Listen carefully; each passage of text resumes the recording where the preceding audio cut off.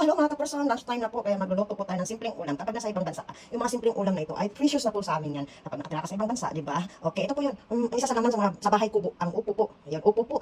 Ayan, magluto po ang inyong ka-person ng upo. Ito, yung simpleng sangkap ng bawang sibuyas at saka sardines. Green po yung ginamit ko kasi kakain din po si Bunso, ayaw niya ng maanghang. At saka, di ba, syempre may asin at saka paminta. O, di ba? Papartiran din natin itong ating daing na bangus. O, sige po, magluto na po ang inyong ka-person. Igisa ko na po yung bawang at sibuyas mga ka-person. Sasabay ko na po silang dalawa. Mag-brown na po yung sibuyas at saka bawang natin mga ka-person. Susunod na po yung bawang.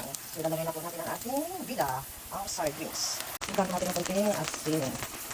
Saka konting paminta. Pamintang buo po. At ito na mga ka-person, medyo ano na yung sardines. Lalagay na po natin ang ating upo. Yan, igisa po natin yan si upo. Sarap-sarap yan. Simpleng ulam.